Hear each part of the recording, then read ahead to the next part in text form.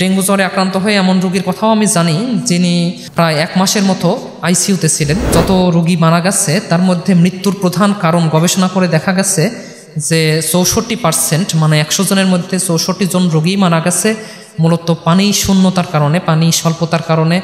আর ব্যথার ওষুধ ডেঙ্গু জ্বর আক্রান্ত হওয়ারও 1 মাস পর্যন্ত খাওয়া রিস্কি। ডেঙ্গু আক্রান্ত হলে কখন আমরা স্বস্তির নিঃশ্বাস ফেলব, কখন আমরা হাসপাতালে ভর্তি হব, আর ডেঙ্গিকে কিভাবে আমরা প্রতিরোধ করতে পারি, সতর্ক থাকতে পারি। আত্মাহারিক টিভি, ওহির আলোয় উদ্ভাসিত জীবনের জন্য।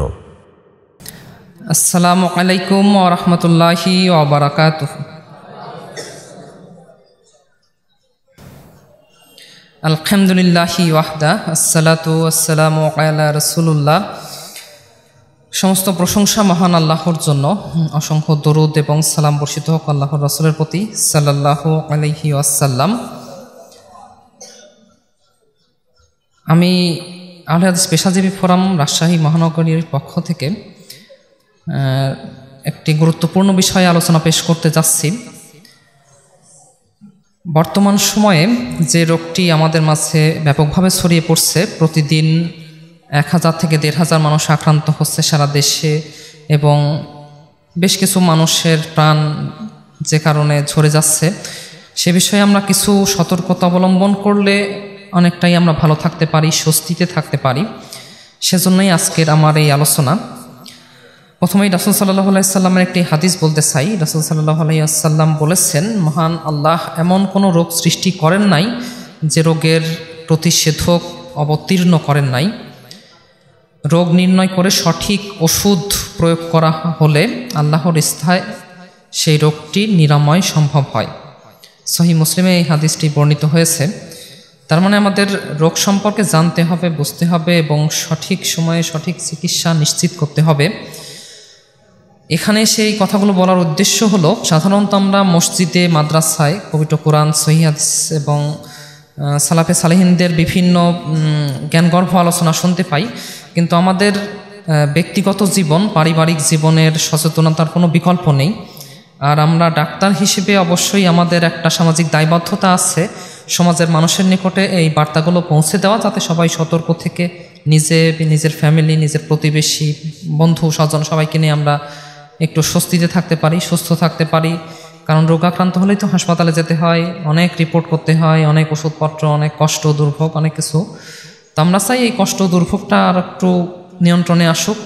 এবং ডেঙ্গি শুনলেই আসলে আতঙ্কিত হওয়ার কিছু নেই। ডেঙ্গু আক্রান্ত রোগীর মৃত্যুর হার তুলনামূলক অনেক কম, কিন্তু ডেঙ্গির রিস্ক অনেক বেশি। ডেঙ্গু থেকে অনেক ধরনের জটিলতা হতে পারে।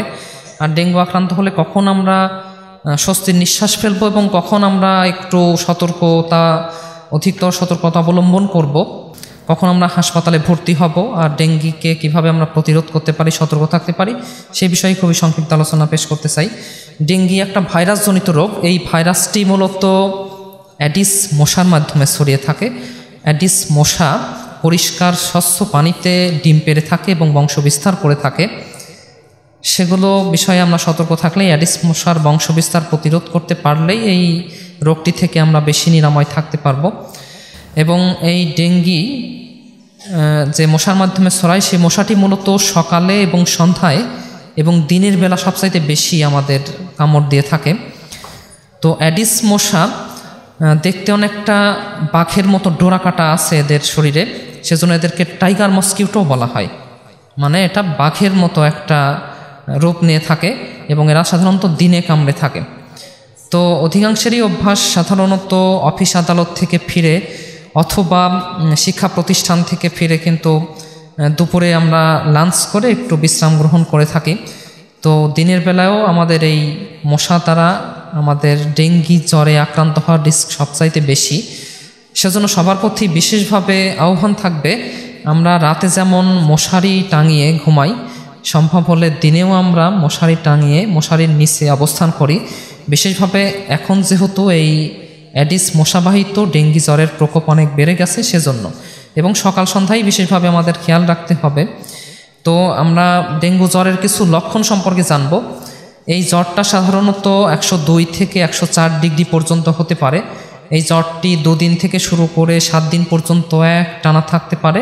অথবা কারো কারো ক্ষেত্রে হয়তো 2 দিন 3 দিন থাকে, তারপর জ্বরটা ভালো হয়ে যায়, তারপর 2-3 দিন পরে আবার জ্বরটা ফিরে আসে, তখন আবার 4 দিন 5 দিন 10 দিন পর্যন্ত জ্বর থাকতে পারে।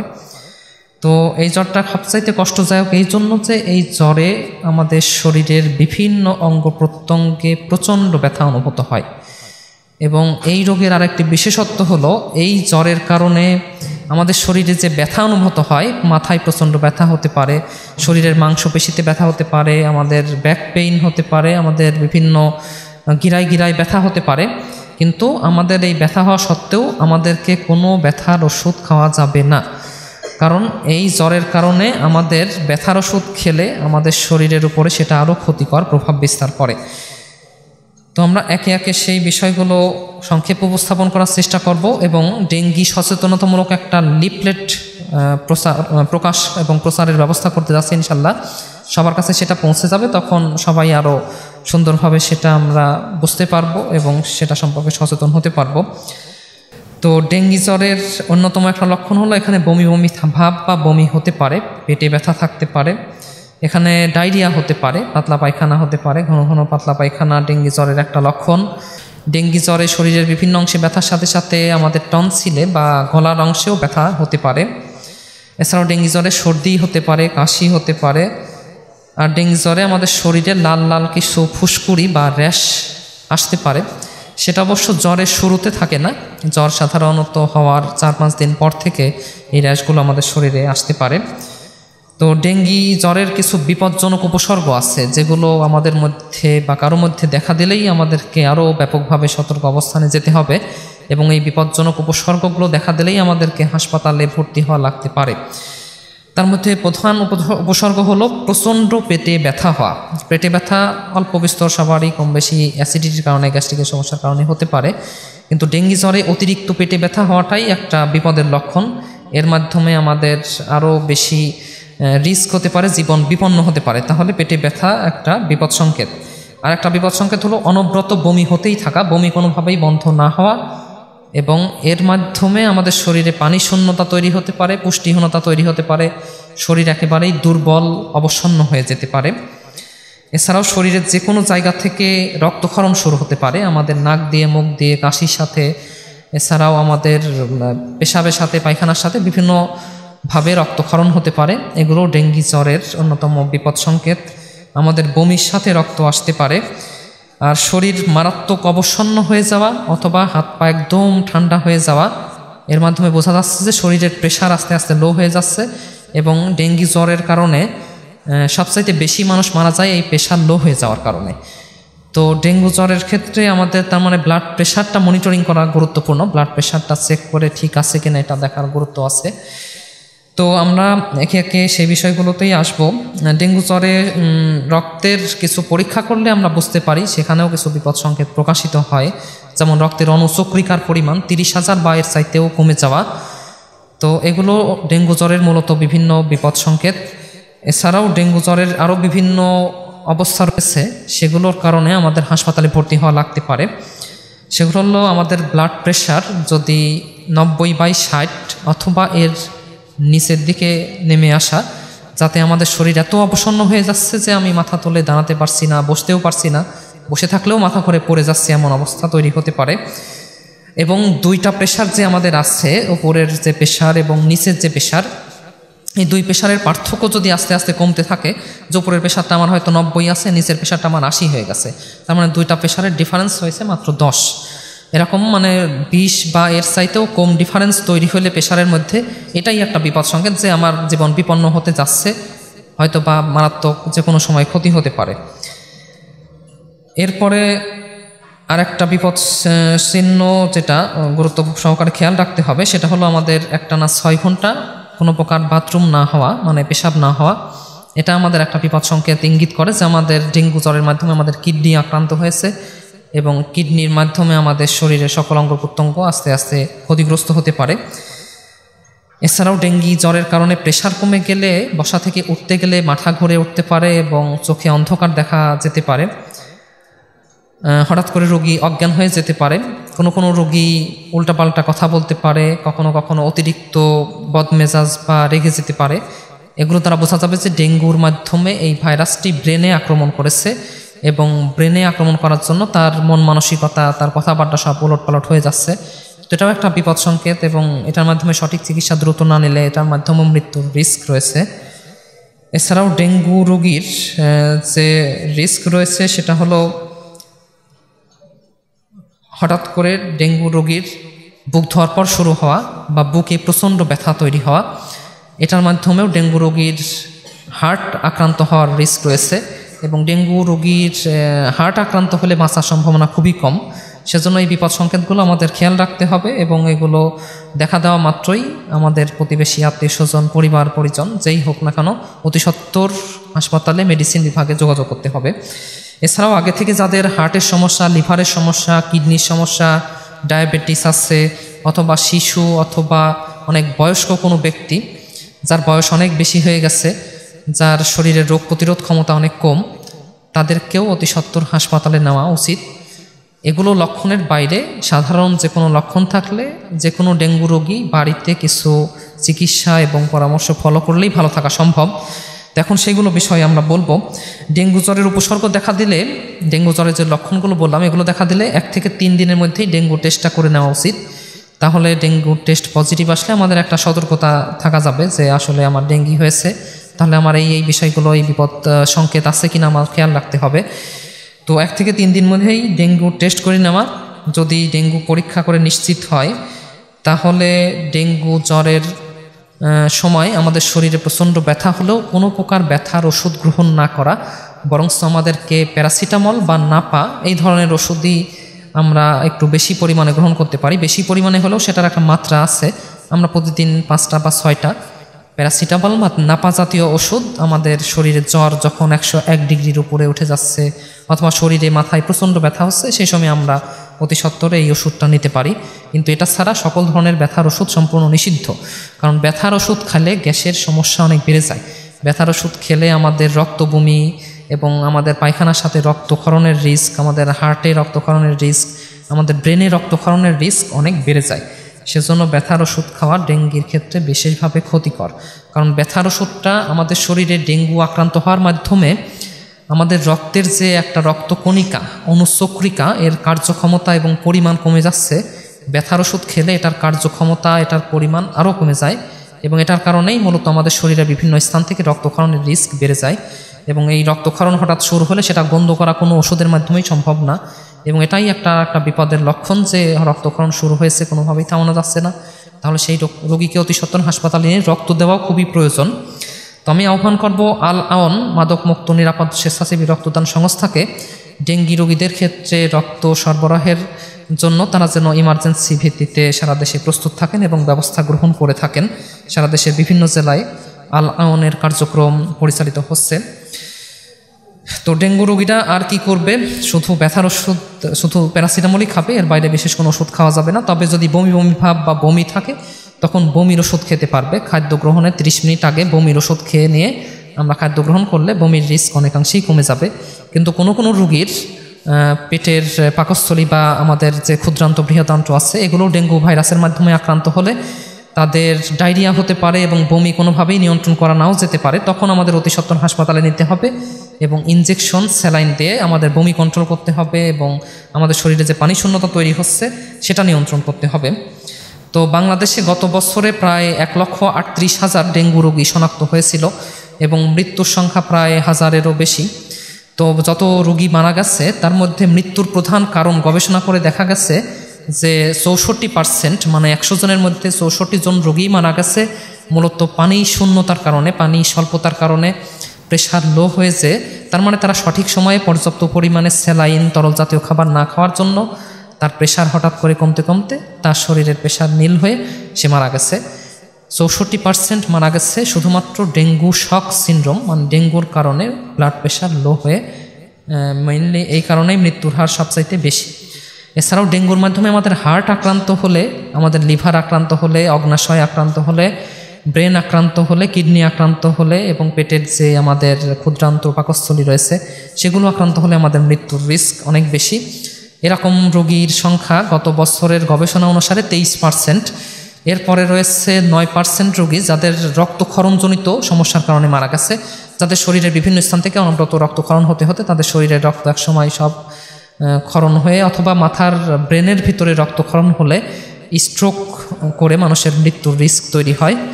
তো এই ধরনের সমস্যার জন্য মারা গেছে 9% মানুষ গত বছরে। আর 4% মানুষ মারা গেছে আগে থেকে যাদের হার্টের সমস্যা, লিভারের সমস্যা, কিডনির সমস্যা, হাই প্রেশার ছিল, এরকম বিভিন্ন ধরনের জটিল রোগে আগে থেকেই আক্রান্ত ছিলেন। 4% এমন মানুষ ডেঙ্গু রোগী মানে ডেঙ্গু জ্বরে আক্রান্ত হয়ে মারা গেছেন। তো ডেঙ্গু জ্বরে আক্রান্ত হয়ে এমন রোগীর কথাও আমি জানি যিনি মানে প্রায় 1 মাসের মতো আইসিইউতে ছিলেন। তার মানে ডেঙ্গু জ্বর কত ভয়াবহ হতে পারে যে 1 মাস পর্যন্ত আইসিইউতে থাকা লাগতে পারে। এবং ডেঙ্গু রোগীদের প্রতিদিন অসংখ্য রিপোর্ট, পরীক্ষা নিরীক্ষা, চেক আপ এবং মনিটরিংয়ের মধ্যে রাখতে হয়। তার মানে ডেঙ্গু জ্বর হলে এটা আসলে অনেক কঠিন, এর স্পেসিফিক নির্দিষ্ট কোনো মেডিসিন নেই, কিন্তু কিছু সাপোর্টের মাধ্যমে হার্টকে সাপোর্ট দিলে, কিডনিকে সাপোর্ট দিলে, ব্লাড প্রেশার কমে গেলে, ডায়রিয়া হলে সাপোর্টের মাধ্যমে এটা থেকে আমরা সহজেই নিরাপদ থাকতে পারি। তো ডেঙ্গু রোগীরা অবশ্যই বেশি করে তরল জাতীয় খাবার গ্রহণ করবে, যেমন দুধ, স্যুপ, শরবত, স্যালাইন, বিভিন্ন ফলের রস, এগুলো খেতে পারবে। প্রতিদিন 1 বা 2টা স্যালাইন, একটা স্যালাইন 1/2 লিটার পানিতে গুলিয়ে খেতে পারবে। আর যে কোনো রোগী যদি ডায়রিয়া হয় বা পাতলা পায়খানা হয় তাহলে স্যালাইন খাওয়ার নিয়মটা আমি সবার উদ্দেশ্যে বলতে চাই, সবার মনোযোগ আকর্ষণ করছি। যে কারো ডায়রিয়া হলে একটা স্যালাইন 1/2 লিটার পানিতে গুলিয়ে 1 গ্লাস পরিমাণ স্যালাইন একবার বাথরুম হওয়ার পরে খেতে হয়। তাহলে আমাদের শরীরে সাধারণত একবার বাথরুম হলে 1 গ্লাস পানির পরিমাণ বা 1 গ্লাস স্যালাইনের পরিমাণ পানি এবং লবণের শূন্যতা তৈরি হয়। তো আমাদের একবার বাথরুম হলে তাহলে 1 গ্লাস করে পানি খেলে মোটামুটি আমাদের একটা এভারেজ হিসাব হয়, যার মাধ্যমে আমাদের শরীরে ব্লাড প্রেশার লো হয়ে যাওয়া বা আমাদের পানির শূন্যতা তৈরি হওয়া থেকে কিডনি বিকল হয়ে যাওয়া, এই রিস্কগুলো অনেকাংশেই কমে যাবে। তো ডেঙ্গু রোগী ডায়রিয়া না হলেও, বমি না হলেও নর্মালি তরল জাতীয় খাবার এবং স্যালাইন পর্যাপ্ত পরিমাণে গ্রহণ করা উচিত। প্রতিদিন কমপক্ষে 2.5 থেকে 3 লিটার পর্যন্ত, মানে 10 থেকে 12 গ্লাস পর্যন্ত পানি এবং তরল জাতীয় খাবার, স্যালাইন এগুলো নেওয়া উচিত। আর ডেঙ্গু জ্বরের আক্রান্ত রোগীদের সাধারণত ডাবের পানি, পেঁপে পাতার রস, টক জাতীয় বিভিন্ন মানে কমলা, মালটা এগুলো খেতে দেওয়া হয়। তো ডেঙ্গু রোগীদের যেহেতু একটু পেটের সমস্যা হয়ে থাকে, তো এই খাবারগুলো গ্রহণ না করাই ভালো হবে। আর ডেঙ্গু রোগীদের সাধারণত মুখটা বিস্বাদ হয়ে থাকে, খাবার খুব অরুচি হয়, মুখটা অনেক সময় তেতো হয়ে যায়। তো মুখের এই তেতোভাব দূর করার জন্য সিভিট বা ভিটামিন সি, তারপর মানে কমলা, এগুলো গ্রহণ করা যেতে পারে। এতে মুখের যে তেতোভাব বা বিস্বাদ ভাব অনেকটা কেটে যায়। আর বিশেষভাবে মিষ্টি জাতীয় কিছু পেস্ট আছে অথবা মাউথ ওয়াশ আছে, সেগুলোর মাধ্যমে যদি আমরা আমাদের মুখ পরিষ্কার রাখি প্রতিবার খাওয়ার পরে, রাতে ঘুমানোর আগে, সেটা শুধু ডেঙ্গু রোগী নয়, আমরা যে কোনো সুস্থ স্বাভাবিক মানুষও যদি এভাবে আমাদের দাঁত এবং মুখের যত্ন করি, তাহলে আমাদের মুখের বিস্বাদ ভাব বা তেতো ভাব বা মুখের দুর্গন্ধ এবং মুখের যে রোগ জীবাণু রয়েছে এগুলো অনেকাংশেই নিয়ন্ত্রণ করা সম্ভব। তো আমরা সবার ধৈর্যচ্যুতি ঘটাবো না, অনেকখানি আলোচনা আমরা এগিয়ে গেছে। তো ডেঙ্গু জ্বরে আক্রান্ত হলে, ডেঙ্গু সেই জ্বর আক্রান্ত রোগী থেকে ডেঙ্গু মশা কামড়ালে, মানে অ্যাডিস মশা কামড়ালে ডেঙ্গু আশেপাশের সবার মধ্যে ছড়িয়ে যাওয়ার রিস্ক থাকে। তার মানে আমাদের যে রোগীর ডেঙ্গু জ্বর আক্রান্ত হয়েছে তাকে অবশ্যই মশারির মধ্যে রাখতে হবে আশেপাশের মানুষের নিরাপত্তার জন্য, এবং তার থেকে যাতে জ্বর আশেপাশের মানুষের মধ্যে ডেঙ্গু ভাইরাস ছড়িয়ে না যায় সেই জন্য। এটার জন্য মূলত জ্বর যতদিন পর্যন্ত থাকবে ততদিন পর্যন্ত অবশ্যই অবশ্যই অবশ্যই মশারির মধ্যে অবস্থান করতে হবে ডেঙ্গু রোগীকে। সে যতই ভালো থাকুক, তার মধ্যে বিপদ সংকেত থাকুক না থাকুক, বিপদের কোনো লক্ষণ থাকুক না থাকুক, সে বাসায় থাকুক, হাসপাতালে থাকুক, যেখানেই থাকুক, সে যদি মশারির মধ্যে অবস্থান করে তাহলে ডেঙ্গু রোগের বিস্তারটা অনেকাংশেই প্রতিরোধ করা সম্ভব। তো অ্যাডিস মশা যেহেতু পরিষ্কার স্বচ্ছ পানিতে বংশ বিস্তার করে থাকে, তো এগুলো সাধারণত বিভিন্ন ফুলের টব, তারপরে এসি যেখানে থাকে, এসি পানি পড়ে সেখানে কন্টেইনার থাকে, আমাদের বাড়ির আশেপাশে বিভিন্ন পাত্র থাকে। তো এগুলোর মধ্যে কখনো পানি জমে থাকলে 2 দিনের বেশি পানি যাতে জমে না থাকে সেদিকে খেয়াল রাখতে হবে। ডেঙ্গু মশা সাধারণত এখানে ডিম পারলে 3 দিনের মধ্যে বাচ্চা ফুটে বের হয় এবং সেগুলোই পরবর্তীতে পূর্ণাঙ্গ মশায় পরিণত হয়। এবং আমাদের যে এই যে ভয়াবহ একটা সমস্যা, বাংলাদেশ এবং ভারতীয় উপমহাদেশে এই ডেঙ্গু জ্বরটার প্রকোপ অত্যন্ত বেশি এবং এর এখনও ভ্যাকসিন আবিষ্কৃত হয় নাই, কোনো ওষুধও আবিষ্কৃত হয় নাই। অতএব এটার প্রতিরোধে আমাদের সতর্ক সচেতনতার কোনো বিকল্প নেই। এজন্যই আমরা একটি প্রচারপত্র ইনশাআল্লাহ অতি শীঘ্রই বের করতে যাচ্ছি। আর আমাদের মশা যাতে না কামড়ায় সেই দিকে খেয়াল রাখতে হবে, যেমন মশা যাতে না বসে শরীরে এরকম কিছু ক্রিম আছে, যেমন ওডোমস ক্রিম অথবা ভ্যাসলিন মসকিউটো ডিফেন্স লোশন। এগুলো আমাদের শরীরের খোলা অংশে, বিশেষভাবে পায়ে আমরা যদি নেই, আমাদের ফজরের সময় বা মাগরিবের সময়, এই সময়গুলোতে কিন্তু আমরা জামাতে যখন থাকি তখনও কিন্তু মশা কামড়ানোর রিস্ক থাকে, এদিকে খেয়াল রাখতে হবে। আর বিকেলের পর থেকেই আমাদের যে জানালাগুলো সেগুলো বন্ধ করে রাখা যেতে পারে, বিকেলের পর থেকে এই মশাগুলো ঘরে অবস্থান নিতে শুরু করে।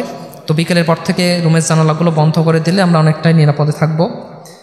আর জানালায় যদি নেট লাগিয়ে রাখা সম্ভব হয় তাহলে মশাগুলো আমাদের ঘরের মধ্যে আসবে না এবং আমাদের রিস্ক অনেকটাই কমে যাবে।